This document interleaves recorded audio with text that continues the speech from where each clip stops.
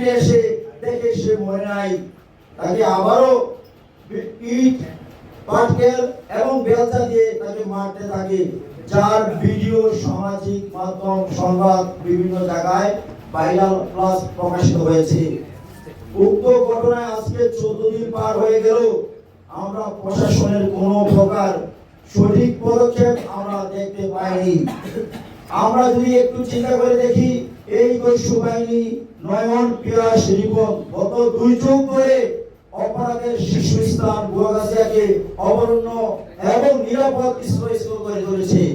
সে এক দফা দাবি ঘোষণা করুন, নয়ন পিয়াস রিপন শাহাদাত রিয়াজ এদের স্থান হবে কারাগারে, বাইরে নয়। তো প্রশাসন পুলিশ আপনারা চোখ খুলুন, আপনারা দেখুন এই অপরাধীরা কত ভয়াবহ। তাদের হত্যাকাণ্ডের আসামি কিভাবে 40 থেকে 45 মামলা আসামি মানে দিনের বেলায় রাতের বেলায় তারা ঘুরে বেড়ায়।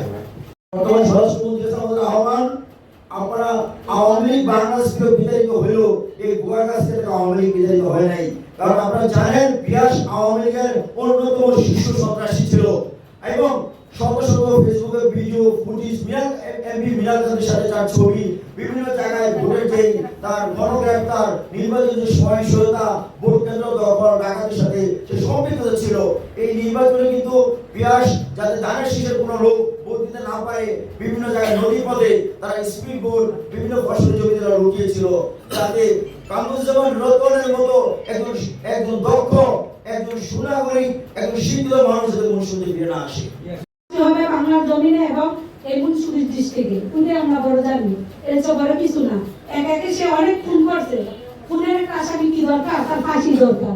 তার নেতৃত্বে 4টা মার্ডার হয়েছে, হৃদয় হত্যা, মান্নান হত্যা, জয় হত্যা, এবং তার নেতৃত্বে লালু, সৈকত এবং জয় এবং হিমেল, শিশির এবং সৈকত যত আরো বহুত আছে 25-30 জন তার নেতৃত্বে চলে এবং থাকতে পারে নাই। আর বজাইয়া গুয়াগাছিয়ায় 10 জন সন্ত্রাসী টাকা 2 টাকা তারা কিভাবে থাকে। এই পুলিশ হামলার 2 সপ্তাহ আগে আমি আমার 22 দেখা করেছি। পুলিশ সুপার আমাকে বলেছে আপনি নির্ভয় এলাকায় যেতে পারবেন।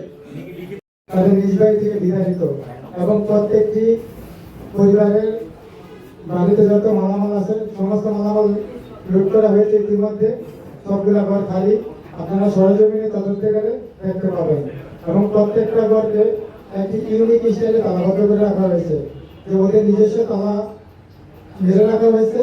কিন্তু যদি মানে প্রশাসনের লোক যায় তাদেরকে দেখায় যে যার যার বাড়ি সে তালা দিয়ে গেছে, কিন্তু আমাদের কিন্তু তাদের তালার চাবি তাদের হাতে। একটি রাষ্ট্রে 5ই আগস্টের পরে মানে একটা বিচ্ছিন্ন দিক গুয়াগাছিয়াকে এরকম হওয়ার কথা ছিল। মানুষের নিরাপত্তা দেওয়ার দায়িত্ব পুলিশের। মানুষের কিন্তু গুয়াগাছিয়ার সমস্ত মানুষকে কিন্তু পুলিশ নিরাপত্তা দিচ্ছে না। পুলিশ অপরাধীকে গ্রেফতার করবে, সেটাই তো কাম্য। 5ই আগস্টের পরবর্তী বাংলাদেশে পুলিশের এইরকম ভূমিকা আমাদের কাম্য না। আমরা আপনাদের মাধ্যমে সমস্ত দেশবাসীকে জানাতে চাই এবং নতুন সরকারের মাননীয় স্বরাষ্ট্রমন্ত্রীকে জানাতে চাই, যেহেতু আগে স্বরাষ্ট্রমন্ত্রী ঘোষণা দিয়েও ব্যর্থ ছিল, আপনি ব্যর্থ হবেন না। সকল অপরাধীকে আইনের আওতায় আনবেন এবং যার যার অপরাধ অনুযায়ী তাকে বিচার করবেন এবং যারা ইতিমধ্যে এলাকা থেকে বিতাড়িত তাদের নিজ বাড়িতে নিরাপত্তা সহ যাতে বসবাস করতে পারে বাংলাদেশের রাষ্ট্রীয় প্রশাসন